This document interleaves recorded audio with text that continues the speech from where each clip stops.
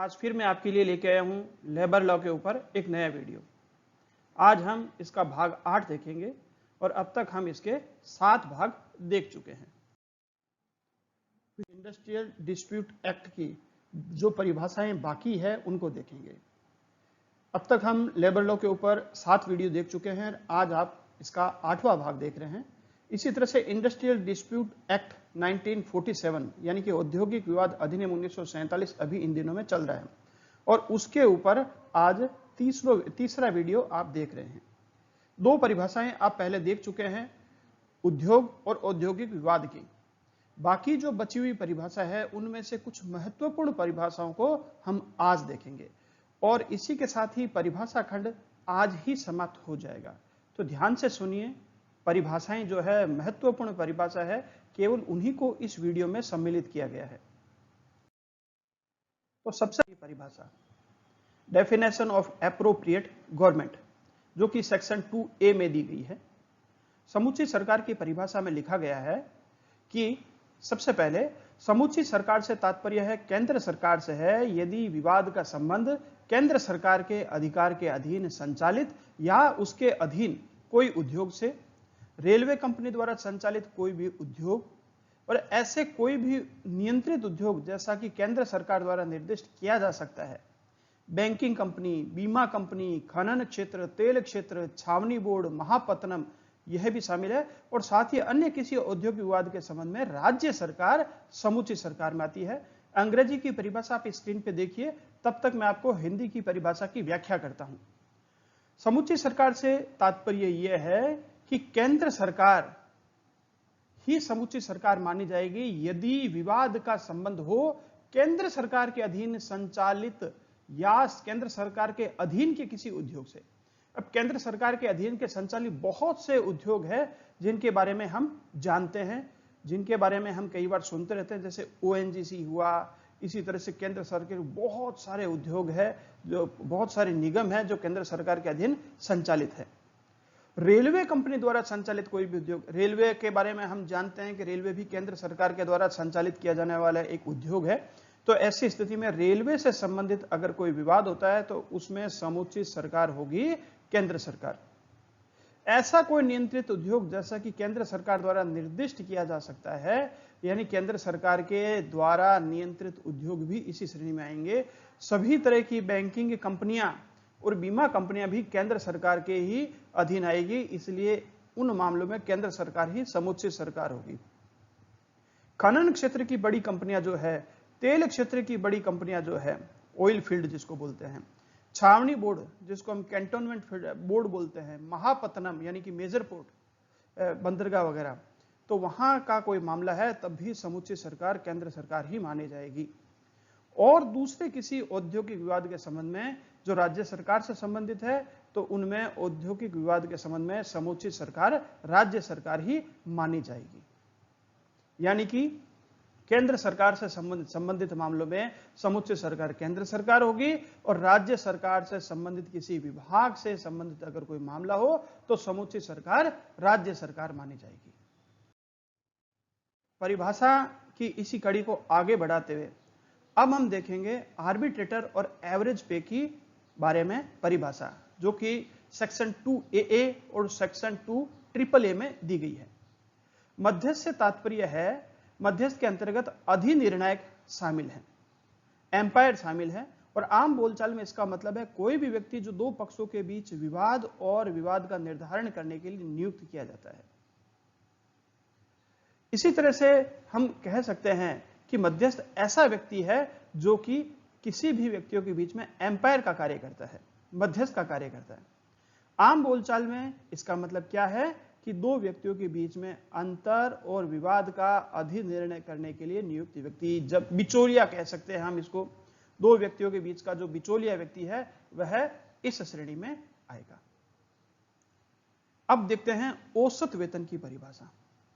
औसत वेतन से उस मजदूरी का औसत अभिप्रेत है जो कर्मकार को मासिक भुगतान के संबंध में 3 कैलेंडर मास का औसत है।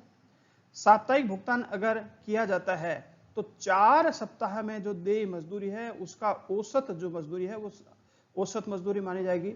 और जहां पर मजदूर को प्रतिदिन भुगतान किया जाता है, और प्रतिदिन भुगतान के संबंध में पूरे 12 कार्यशील मजदूरी दिवस जो है उनका औसत इस श्रेणी में आएगा, यानी कि 12 दिन लगातार काम करने पर जितना मिलता है उसका औसत जो बनता है वह प्रतिदिन के मामले में औसत मजदूरी मानी जाएगी।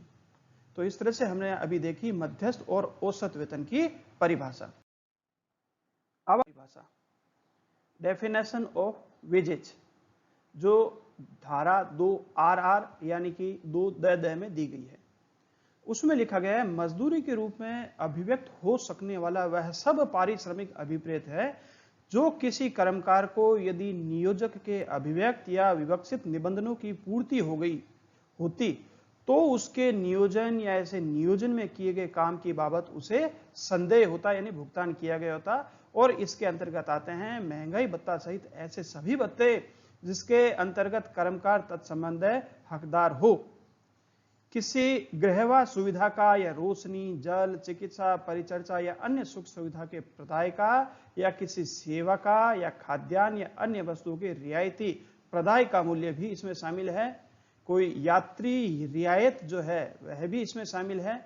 विक्रय या कारोबार या दोनों के संवर्धन के लिए संदेह कोई कमीशन भी शामिल है, लेकिन इसमें बोनस शामिल नहीं है। तत्समय प्रवृत्त किसी विधि के अधीन पेंशन निधि या भविष्य निधि के अंतर्गत कर्मकार को फायदे के लिए नियोजक द्वारा संदत या संदेह कोई अभिदाय भी शामिल नहीं है।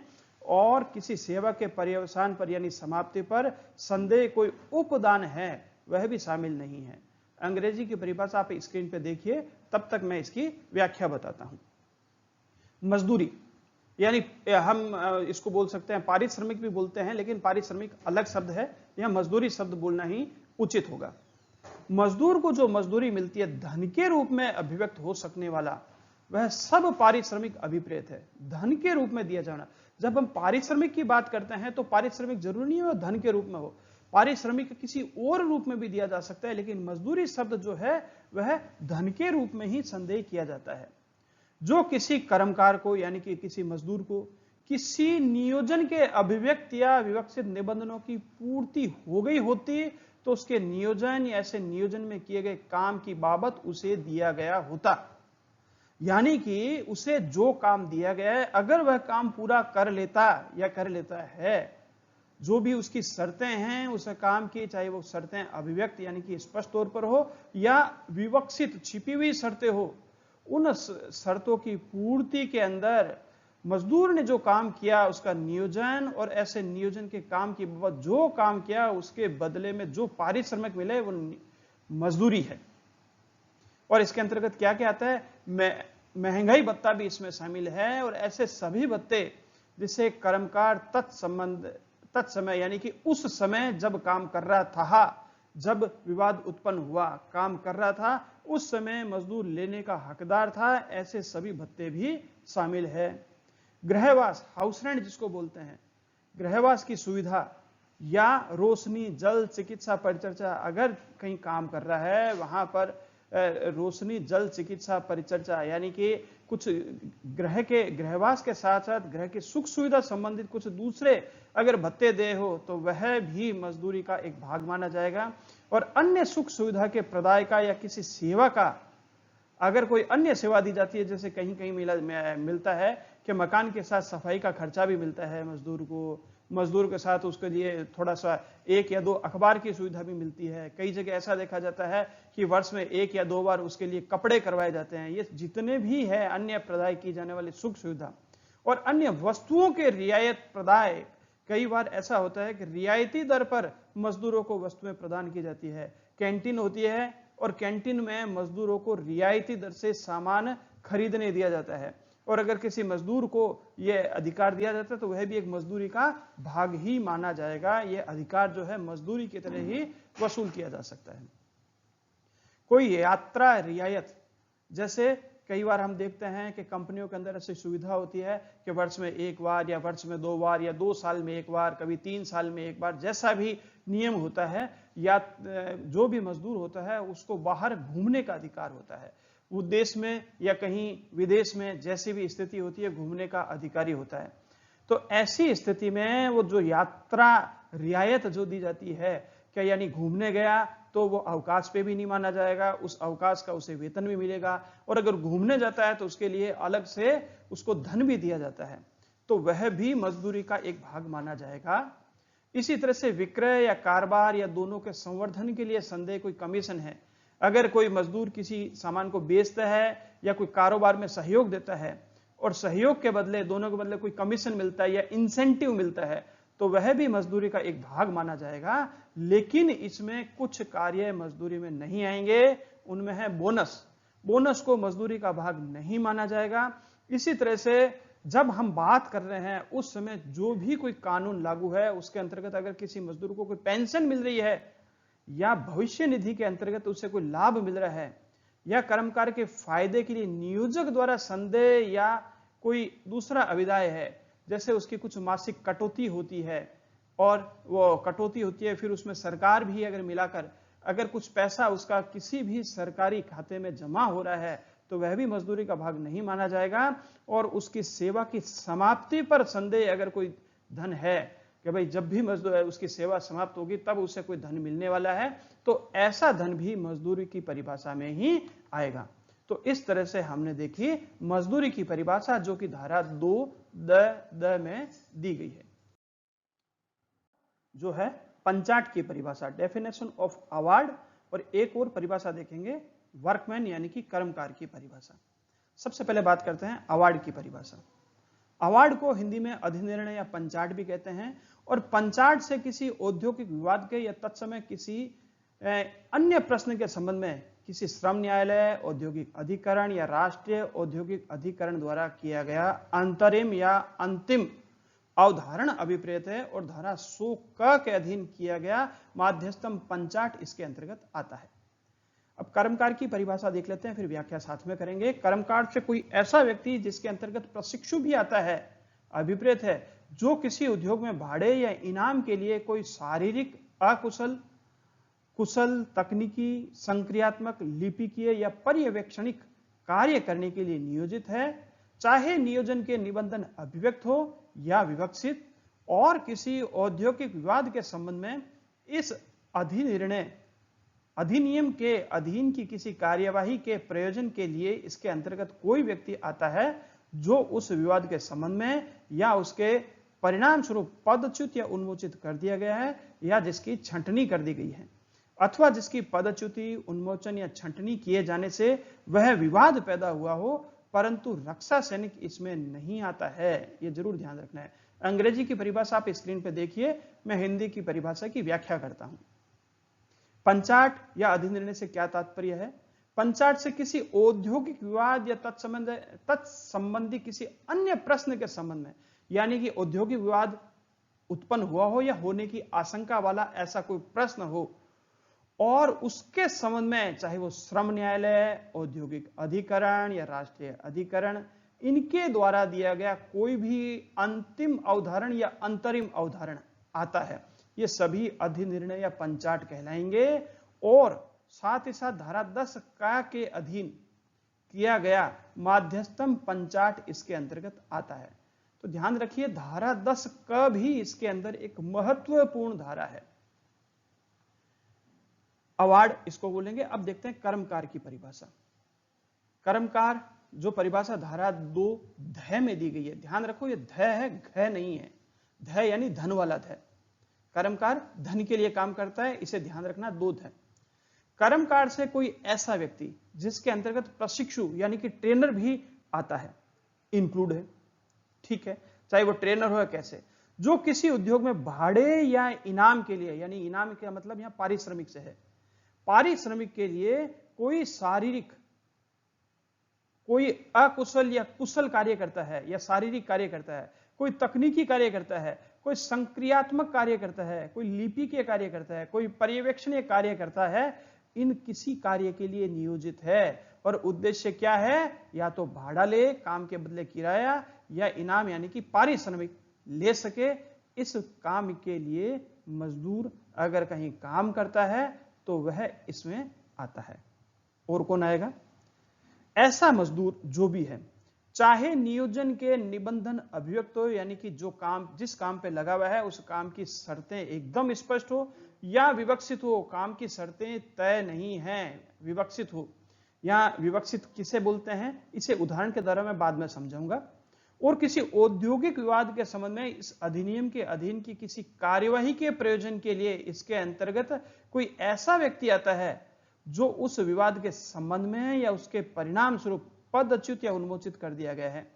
कोई प्रश्न उठा, कोई विवाद उठा और उस विवाद को लेकर अगर एम्प्लॉयर ने किसी मजदूर को सेवा से हटा दिया, पदच्युत कर दिया या उन्मोचित, टर्मिनेट ही कर दिया, या सस्पेंड कर दिया या टर्मिनेट कर दिया, डिसमिस कर दिया, डिस्चार्ज कर दिया, तो उसके संबंध में कोई मामला है तो भले ही वो अब मजदूर नहीं है, लेकिन फिर भी जब औद्योगिक विवाद की बात आएगी तो उसे कुछ समय के लिए कर्मकार ही माना जाएगा, जब तक कि यह साबित नहीं हो जाए कि उसे डिसमिस करना या डिस्चार्ज करना सही था, तब तक उसे कर्मकार माना जाएगा। ठीक है। या किसी मजदूर की छंटनी कर दी गई है या उसे पदच्युत कर दिया गया, अनुमोचित कर दिया गया, छंटनी किए जाने से कोई विवाद उत्पन्न होता हो, वह भी जब तक विवाद का हल नहीं हो जाता तब तक कर्मकार ही माना जाएगा, लेकिन इसमें रक्षा सैनिक नहीं आते हैं, यह जरूर ध्यान रखना। अब एक शब्द था जिसके बारे में व्याख्या करते हैं, वो था अभिव्यक्त या विवक्षित। नियोजन यानी कि मजदूर जहां काम पे लगा हुआ है, नियोजन की जो शर्तें हैं अभिव्यक्त हो सकती है, यानी खुली हो सकती है, वो छिपी हुई भी हो सकती है, गर्भित हो सकती है, जिसको लिए विवक्षित शब्द काम में लिया जाता है। अब मैं इसको समझाने के लिए उदाहरण देता हूं। हमारे घर पे काम के लिए जरूरत थी, हम मजदूर के पास गए और मजदूर ने हमारे यहां काम करना स्वीकार कर लिया, लेकिन मजदूर ने कहा मैं आ तो जाऊंगा लेकिन 600 रुपए प्रतिदिन की दिहाड़ी लूंगा, इसी के साथ मैं 10 बजे से 5 बजे तक ही काम करूंगा, बीच में आधा घंटा खाना खाने के लिए रुकूंगा। ये सारी शर्तें उसने तय कर ली और उसके जो उचित लगा वो उसने शर्तें तय कर ली। हम कहेंगे ये अभिव्यक्त शर्तें हैं। विवक्षित शर्तें कभी कभी हम ये तय नहीं कर पाते हैं विवक्षित शर्तें, और सीधा ही हम क्या करते हैं, चौराहे पे जो मजदूर खड़ा है उसको जाके बुला के लिए, हमने कोई शर्तें तय नहीं की, लेकिन फिर भी माना जाएगा कि शर्तें कुछ हद तक तय हो चुकी है। क्या तय हो चुकी है कि जो बाजार का ढर्रा है उसके आधार पर जो शर्तें वही मान्य होगी कि 10 से 5 तक मजदूर काम करेगा, और जो बाजार का ढर्रा है मजदूर को मजदूरी देने का, उसके आधार पर मजदूर को मजदूरी दी जाएगी। इसे बोलते हैं विवक्षित शर्तें। तो कर्मकार के काम की जो शर्तें होती है वो अभिव्यक्त भी हो सकती है यानी कि स्पष्ट हो सकती है, और विवक्षित यानी कि छिपी हुई हो सकती है, हमने उस पर कोई चर्चा नहीं की, बातचीत नहीं की, तो ऐसी स्थिति में बाजार के ढर्रे के आधार पर उन शर्तों की पालना हमें करनी होगी। Definition of industrial establishment section 2(k)(a) में दी गई है। औद्योगिक स्थापन या उपक्रम की परिभाषा हिंदी में कहें तो धारा 2(ट)(क) में दी गई है। उसमें लिखा गया है उपक्रम से ऐसा स्थान अभिप्रेत है जिसमें कोई उद्योग चलाया जाता है, परंतु जहां की स्थापन या उपक्रम में अनेक क्रियाकलाप किए जाते हैं और ऐसे क्रियाकलापों में से केवल एक उद्योग है या कुछ क्रियाकलाप उद्योग है, वहां यदि ऐसे क्रियाकलाप जो एक उद्योग है करने वाले स्थापन या उपक्रम की कोई यूनिट ऐसे स्थापन या उपक्रम की अन्य यूनिट या यूनिटों से अलग करने योग्य है, तो ऐसे यूनिट को एक पृथक औद्योगिक स्थापन या उपक्रम समझा जाएगा। यदि ऐसे स्थापन या उपक्रम या उसके किसी यूनिट में किया जाने वाला प्रधान क्रियाकलाप या प्रधान क्रियाकलापों में से प्रत्येक क्रियाकलाप एक उद्योग है और ऐसा स्थापन या उपक्रम या उसके किसी यूनिट में से चलाया जा रहा अन्य क्रियाकलाप या अन्य क्रियाकलापों में से प्रत्येक क्रियाकलाप पृथक करणीय नहीं है, और ऐसे प्रधान क्रियाकलाप या क्रियाकलापों के चलाने या चलाए जाने में सहायक करने के प्रयोजन के लिए यथास्थिति संपूर्ण स्थापन या उपक्रम या उसके यूनिट को एक औद्योगिक स्थापन या उपक्रम समझा जाएगा। अंग्रेजी की परिभाषा आप स्क्रीन पे देखिए, तब तक मैं हिंदी की परिभाषा की व्याख्या करूंगा। औद्योगिक स्थापन या उपक्रम से क्या तात्पर्य है? ऐसा स्थापन, ऐसा एस्टेब्लिशमेंट या उपक्रम इसके अंतर्गत आता है जिसमें कोई भी उद्योग चलाया जाता है। उद्योग की परिभाषा हम पिछली कड़ी में देख चुके हैं। उद्योग जो होता है जिसमें कोई व्यापार या कारोबार किया जाता है, जिसमें लाभ कमाना उद्देश्य होता है, और कुछ परिस्थितियों के अंदर लाभ कमाना उद्देश्य नहीं भी होता है, वो हम पिछले वीडियो के अंदर उद्योग की परिभाषा देख चुके हैं। तो ऐसा स्थापन या उपक्रम जिसमें उद्योग चला जाता है वह उपक्रम हो सकेगा। परंतु जहां किसी स्थापन या उपक्रम में अनेक क्रियाकलाप किए जाते हैं तो ऐसे क्रियाकलापों में से केवल एक उद्योग है या कुछ क्रियाकलाप उद्योग है, तो वहां क्या स्थिति होगी उसके बारे में भी अधिनियम में लिखा गया है। पहले मैं आपको इसका उदाहरण देता हूं कि ऐसा कैसे हो सकता है, फिर हम आगे चलेंगे। यहां लिखा हुआ है किसी स्थापन या उपक्रम में अनेक क्रियाकलाप किए जाते हैं, ऐसे क्रियाकलापों में से केवल एक उद्योग है या कुछ क्रियाकलाप उद्योग है, वहां क्या होगा, ऐसा कैसे हो सकता है। मारुति कार बनती है, मारुति कार बनते समय इसके बहुत से पार्ट्स भी बनते हैं और वो पार्ट बनने के बाद में मारुति कार बनती है। तो ऐसी स्थिति में हम यहां कह सकते हैं कि एक उद्योग तो मारुति कार का है ही है, साथ ही साथ में अन्य जो छोटे मोटे उद्योग है जहां पार्ट्स बनते हैं वह भी एक सहायक उद्योग हो सकते हैं। कई बार इनको अलग उद्योग का दर्जा दिया जा सकता है और कई बार उनके उसी उद्योग का एक भाग माना जा सकता है। यदि ऐसे क्रियाकलाप जो एक उद्योग है करने वाले स्थापन या उपक्रम की कोई यूनिट ऐसे स्थापन या उपक्रम की अन्य यूनिट या यूनिटों से पृथक करनी है तो ऐसे यूनिट को एक पृथक औद्योगिक स्थापन या उपक्रम समझा जाएगा। अगर किसी उद्योग का एकदम दूसरे उद्योग से अलग किया जा सकता है, अलग किया जाने का मतलब है सब कुछ अलग किया जा सकता है, उसका परिसर अलग किया जा सकता है, उसकी मशीनरी अलग की जा सकती है, उसका बही खाता अलग किया जा सकता है, अकाउंटिंग अलग की जा सकती है, तो ऐसी स्थिति में तो उसे पृथक उद्योग माना जाएगा। अन्यथा अगर नहीं किया जा सकता तो उस उद्योग को एक उद्योग ही माना जाएगा। उदाहरण से समझते हैं, अगर कोई कंपनी है कोई प्रोडक्ट बनाती है तो उसकी मैन्युफैक्चरिंग यूनिट अलग जगह होती है और उसके बाद मार्केटिंग करने के लिए उसके लिए अलग स्थान होता है। तो मैन्युफैक्चरिंग और मार्केटिंग अलग अलग स्थान पर उसे आसानी से अलग किया जा सकता है, भले ये एक ही परिसर में है तब भी इसे आसानी से अलग अलग किया जा सकता है। तो ऐसी स्थिति के अंदर कुछ परिस्थितियां अगर हो, अन्य परिस्थितियां भी, तो मार्केटिंग और मैन्युफैक्चरिंग को अलग माना जा सकता है। लेकिन अगर एक ही कारखाना में यह सब कुछ हो रहा है तो ऐसी स्थिति में वह उद्योग मिला हुआ भी हो सकता है, अलग अलग परिसर में हो, अलग अलग स्थान में हो, तब हम कह सकते हैं वो अलग अलग पृथक पृथक उद्योग है। यदि ऐसे स्थापन या उपक्रम या उसके किसी यूनिट में किए जाने वाला प्रधान क्रियाकलाप या प्रधान क्रियाकलापों में से प्रत्येक क्रियाकलाप एक उद्योग है और ऐसे स्थापन या उपक्रम या उसके किसी यूनिट में चलाया जा रहा अन्य क्रियाकलाप या अन्य क्रियाकलापों में से प्रत्येक क्रियाकलाप अलग करने योग्य नहीं है और ऐसे प्रधान क्रियाकलाप या क्रियाकलापों के चलाए जाने या चलाए जाने में सहायता प्रदान करने के प्रयोजन के लिए यथास्थिति पूरा स्थापन या उपक्रम या उसके यूनिट को एक औद्योगिक स्थापन या उपक्रम समझा जाएगा। अगर उद्योग ऐसा है कि उसके जितने भी उपक्रम हैं उन्हें अलग नहीं किया जा सकता, उसमें कोई न कोई तकनीकी बाधा आ रही है, तो सभी उपक्रमों को मिलाकर जितने भी उसके क्रियाकलाप है सभी क्रियाकलापों को मिलाकर एक उद्योग या एक उपक्रम भी माना जा सकता है।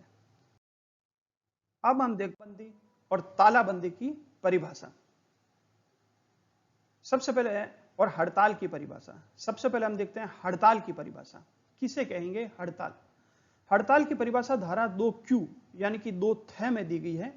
हड़ताल से किसी उद्योग में नियोजित व्यक्तियों के निकाय द्वारा मिलकर काम बंद कर दिया जाना या कितने ही ऐसे व्यक्तियों का जो इस प्रकार नियोजित है या नियोजित रहे हैं काम करते रहने से या नियोजित प्रतिग्रहित करने से सम्मिलित रूप से इनकार करना या सामान्य मति से इनकार करना अभिप्रेत है, यह हड़ताल कहलाएगा।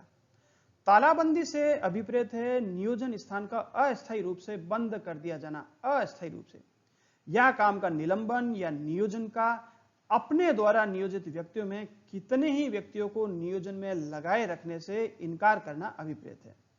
और जबरी छुट्टी या काम बंदी से तात्पर्य है कि किसी नियोजन की किसी ऐसे कर्मकार को जिसका नाम उसके औद्योगिक स्थापन के मास्टर रोल में दर्ज है यानी हाजिरी रजिस्टर में दर्ज है और जिसकी छंटनी नहीं की गई है, कोयले, शक्ति या कच्ची सामग्री की कमी के या स्टॉक के संचित हो जाने या मशीनरी के ठप हो जाने के कारण अथवा प्राकृतिक विपत्ति या किसी अन्य संबंधित कारण से काम देने में असफलता, इनकार या असमर्थता अभिप्रेत है, तो उसे हम जबरी छुट्टी कहेंगे। अंग्रेजी की परिभाषा आप स्क्रीन पे देखिए, तब तक मैं हिंदी की परिभाषा की व्याख्या करता हूं। हड़ताल 2 में दी गई है। हड़ताल का मतलब कोई भी उद्योग है, वह नियोजित जितने भी व्यक्ति हैं, उनके निकाय द्वारा सब ने मिलकर काम बंद कर दिया, हम काम नहीं करेंगे, वो हड़ताल है। और कितने ही ऐसे व्यक्तियों का जिस इस प्रकार नियोजित है या नियोजित रहे, यानी इसमें वे भी शामिल है जो नियोजित है और वह भी है जो नियोजित रहे। नियोजित रहे का मतलब है जिन्हें अभी किसी कारण से सस्पेंड कर दिया गया, जिन्हें किसी कारण से जो है टर्मिनेट या डिसमिस कर दिया गया है, वह सभी इसमें शामिल है, नियोजित है। और काम करते रहने से या नियोजित प्रतिरहित करने से सम्मिलित रूप से इनकार कर दिया। कई व्यक्तियों ने आ रहे हैं, फैक्ट्री आ रहे हैं, लेकिन काम करते रहने से इनकार कर दिया है। या नियोजन प्रतिग्रहित, यानी कि जो काम है उसको वहीं पर जो काम का स्वरूप है उसको लेने से इनकार कर दिया है, या सामान्य मति से सबने मिलकर इनकार कर दिया है, तो हम कहेंगे वह कार्य हड़ताल है। तालाबंदी में नियोजन स्थान, यानी जो फैक्ट्री है, जो कारखाना है, जो परिसर है, अस्थायी रूप से बंद कर दिया जाए तो उसे तालाबंदी कहते हैं। जब स्थायी रूप से बंद कर दिया जाता है तो उसे बंदी कहते हैं, जिसकी परिभाषा हम आगे देखेंगे। कभी कभी स्थायी रूप से बंद करने को उद्योग बंदी भी बोलते हैं और कभी केवल बंदी बोला जाता है, आप उस शब्द से भ्रमित मत होना। अंग्रेजी में उसको क्लोजर कहा जाता है और जो तालाबंदी है उसको अंग्रेजी में लॉकआउट कहा जाता है। अभी हम तालाबंदी यानी कि लॉकआउट की परिभाषा देख रहे हैं।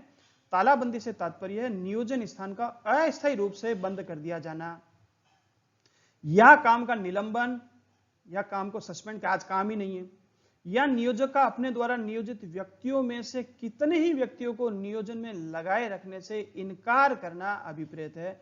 साहब मैं आज सारे मजदूरों को नहीं रख सकता, अगर ऐसा मालिक कह दे मैं तो कुछ मजदूरों को आज रखूंगा, कुछ को आज भेज रहा हूं, और जिनको भेज रहा हूं जो दैनिक वेतन हो गया उनको वेतन भी नहीं दूंगा, ये तालाबंदी है।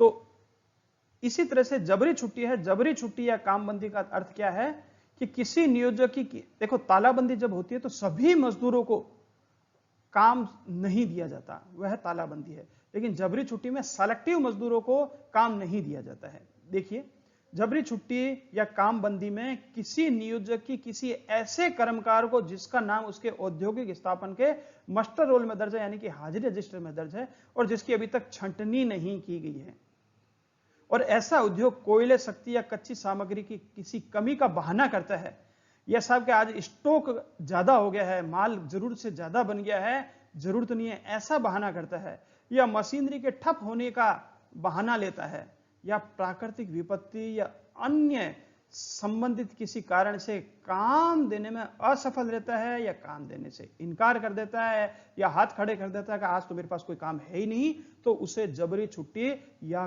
कामबंदी कहा जाएगा।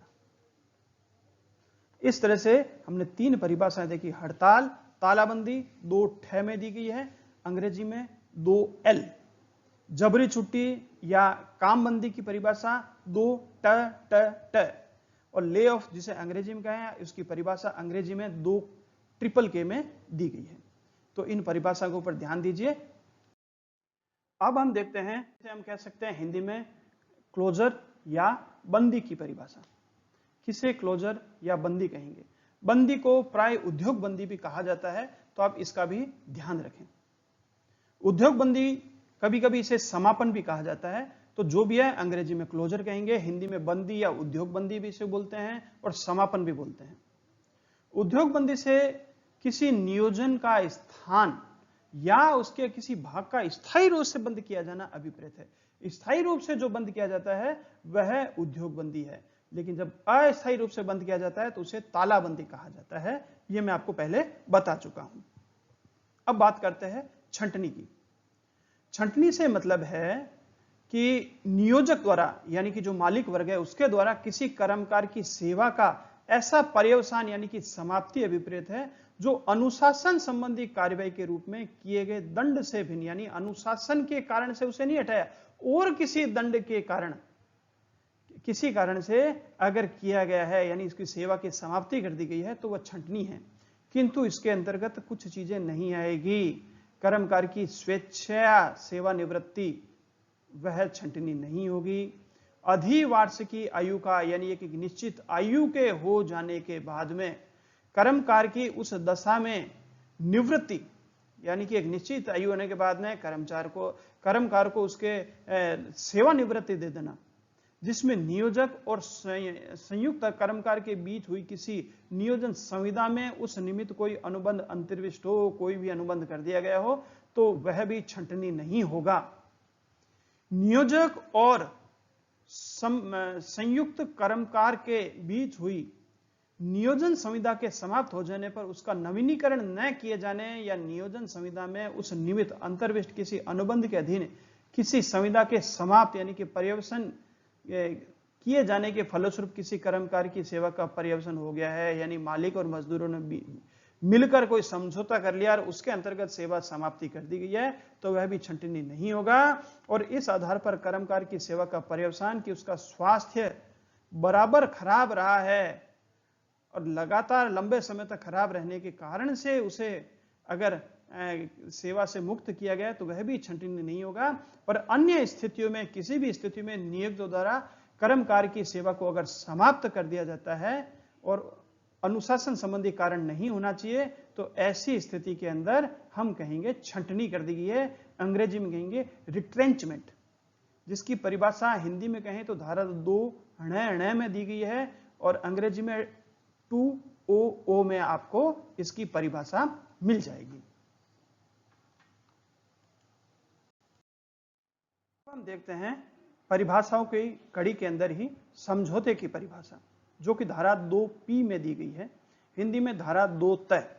समझौता या निपटोरे से तात्पर्य है समझौता से सुलह कार्यवाही के अनुक्रम में किया गया समझौता अभिप्रेत है, और इसके अंतर्गत सुलह कार्यवाही के अनुक्रम में किए गए करार से अन्यथा नियोजक और कर्मकार के बीच हुआ कोई ऐसा लिखित करार आता है जिस पर उसके पक्षकारों ने ऐसी रीति से हस्ताक्षर किए हो जैसी विहित की जाए, और जिसकी एक प्रति समुचित सरकार द्वारा इस निमित्त प्राधिकृत अधिकारी को और सुलह अधिकारी को भेज दी गई हो। अब सुलह अधिकारी जो शब्द आया उसकी परिभाषा है 2 में। सुलह अधिकारी से इस अधिनियम के अधीन नियुक्त सुलह अधिकारी अभिप्रेत है, और सुलह कार्यवाही से तात्पर्य है 2 में दी गई है। सुलह कार्यवाही से किसी सुलह अधिकारी या बोर्ड द्वारा इस अधिनियम के अधीन की गई कोई ऐसी कार्यवाही अभिप्रेत है जो लिखी गई है। अंग्रेजी की परिभाषा आप स्क्रीन पे देखिए, तब तक मैं हिंदी की परिभाषा की व्याख्या करता हूं। सुलह अलग शब्द है, समझौता अलग है। समझौता जब होता है तो 2 पक्षकार जो है यानी कि नियोजक और श्रमिक वर्ग जो है आपस में बैठकर सुलह कार्यवाही के अनुक्रम में किया गया कोई समझौता इसमें अभिप्रेत है, जो मजदूरों के बीच में भी हो सकता है और मजदूर और नियोजकों के बीच में भी हो सकता है। तो समझौता कार्यवाही के अनुक्रम में यानी समझौता करने की दिशा में किया गया कोई भी ऐसा समझौता भी इसमें आएगा। और इसके अंतर्गत सुलह कार्यवाही के अनुक्रम में, सुलह कार्यवाही उसको बोलते हैं जब 2 पक्षकारों के बीच में कोई तीसरा पक्षकार उनको हल करने में मदद करता है तो उसे सुलह कहता है। जब दोनों पक्षकार आपस में मिलकर ही विवाद का हल करा रहे हैं तो वो समझौता है। तो सुलह कार्यवाही के अनुक्रम में किए गए करार से अन्यथा यानी कि सुलह कार्यवाही समझौता नहीं है, क्योंकि सुलह कार्यवाही में तीसरा पक्षकार जुड़ जाता है, और समझौता वह है जिसमें 2 पक्षकार आपस में ही मिलकर कोई हल निकालने की तरफ प्रयासरत है। तो सुलह कार्यवाही के अनुक्रम में किए गए करार से अन्यथा नियोजक और कर्मकार के बीच हुआ ऐसा लिखित करार आता है जिस पर पक्षकारों ने ऐसी रीति से हस्ताक्षर किए हो जैसी विहित की जाए। यानी कैसे हस्ताक्षर लिख लिया सब इन गवाहों की उपस्थिति में इस तारीख को इन शर्तों के साथ समझौता करें, इसका मतलब ये है विहित की जा रही। एक प्रति समुचित सरकार द्वारा इस निमित्त प्राधिकृत अधिकारी को दी जाएगी और सुलह अधिकारी को भेज दी जाएगी, तब वह लिखित समझौता या लिखित करार जो है वह समझौता कहलाता है, जिसकी परिभाषा धारा 2 तय में दी गई है। अब देखते हैं सुलह अधिकारी क्या होता है। सुलह अधिकारी से मतलब है इस अधिनियम के अधीन नियुक्त सुलह अधिकारी। सुलह अधिकारी से मतलब यह होता है कि जब 2 पक्षकार किसी विवाद का हल नहीं निकाल पाए तो तीसरा पक्षकार उनकी सहायता करता है विवाद का हल निकालने में। और सुलह कार्यवाही उसे कहते हैं जिसमें सुलह अधिकारी या बोर्ड द्वारा इस अधिनियम के अधीन जो भी कार्यवाही की जाती है वह सभी सुलह कार्यवाही की श्रेणी में आती है, जिसकी परिभाषा धारा 2 में दी गई है। सेवा की परिभाषा लोकोपयोगी यानी कि पब्लिक यूटिलिटी सर्विसेज, जिसकी परिभाषा धारा 2N यानी कि 2 में दी गई है। लोक उपयोगी सेवा से क्या तात्पर्य है वो देखिए। इसमें अभिप्रेत है कोई भी रेल सेवा या वायु सेवा या यात्रियों या माल के वाहन के लिए कोई भी परिवहन सेवा इसमें शामिल है। किसी महापत्तनम यानी बंदरगाह या डॉक में या उसके कार्यकरण से संबंधित कोई सेवा है, वह भी लोक उपयोगी सेवा है। किसी औद्योगिक स्थापन का ऐसा अनुभाग जिसके कार्यकरण पर उस स्थापन का या उसमें नियोजित कर्मकारों को क्षेम निर्भर करता है। कोई डाक, टेलीफोन सेवाएं, कोई उद्योग जो जनता को शक्ति यानी कि बिजली, रोशनी या जल का प्रदाय करता है, सार्वजनिक माल वाहन या सफाई का कोई संयंत्र है। प्रथम अनुसूची में निर्दिष्ट कोई ऐसा उद्योग जिसे समुचित सरकार यदि उसका समाधान हो जाता है कि लोक आपात या लोकहित में ऐसा करना अपेक्षित है, शासकीय राजपत्र में अधिसूचना द्वारा इस अधिनियम के प्रयोजन के लिए उतनी कालावधि के लिए जितनी इस अधिसूचना में भी निर्दिष्ट की जाए लोक उपयोगी सेवा घोषित करे, वह भी लोक उपयोगी सेवा है। परंतु इसमें वह सेवाएं शामिल नहीं हैं जिसमें कालावधि का प्रसारण 6 महीने से अधिक की नहीं होगा, किंतु जैसे ही अधिसूचना द्वारा इस समय में 6 मास से अनधिक अवधि के लिए समय पर बढ़ाया जाता है, तो ऐसी स्थिति में ऐसी जो प्रथम अनुसूची की जो सेवाएं हैं वह भी लोकोपयोगी सेवा मानी जा सकती है। और लोक आपात या लोक हित में इस प्रकार बढ़ाया गया समुचित सरकार की राय में अपेक्षित है, उसको भी जो है हम लोक उपयोगी सेवा मान सकते हैं। और रेल कंपनी से तात्पर्य भारतीय रेल अधिनियम 1890 की धारा 3 में यथा परिभाषित रेल कंपनी इसमें शामिल है। अंग्रेजी की परिभाषा आप स्क्रीन पर देख ही रहे हैं। हिंदी की परिभाषा को संक्षिप्त में व्याख्या कर देता हूं कि लोक उपयोगी सेवा से आता है रेल सेवा, डाक सेवा, सार्वजनिक जो परिवहन के है, माल परिवहन, चाहे वो पानी से हो, सड़क से हो, किसी तरह से अगर सार्वजनिक परिवहन हो रहा है तो वह सभी इसी श्रेणी में आने वाला कार्य है। इसमें डाक, टेलीफोन भी आता है, बिजली, पानी भी आता है। ये लोकोपयोगी सेवा है और इसके कारण से ये मानते हैं। प्रथम अनुसूची कहते हैं कि कुछ अन्य सेवाओं को भी शासकीय राजपत्र में अधिसूचना निकालकर लोकोपयोगी सेवा घोषित किया जा सकता है, लेकिन एक बार में 6 महीने के लिए ही उन्हें लोकोपयोगी सेवा घोषित किया जा सकता है और जिसे 6 महीने के बाद में भी समय समय पर इस अवधि में विस्तार किया जा सकता है और 6 महीने के बाद फिर इनको कुछ समय के लिए लोकोपयोगी सेवा की श्रेणी में रखा जा सकता है। इसी तरह से रेल कंपनियां जो है वह भी इसी श्रेणी में आती है।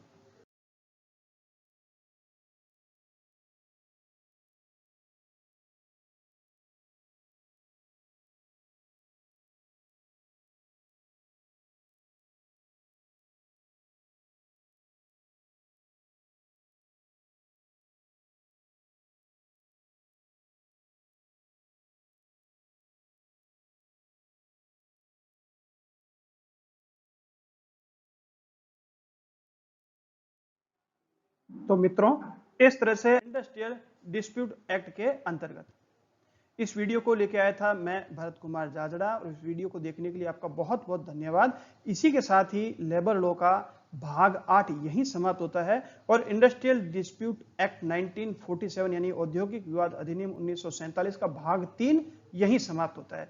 फिर मिलेंगे एक नए वीडियो के साथ, नई जानकारी के साथ। तब तक के लिए धन्यवाद। जय हिंद।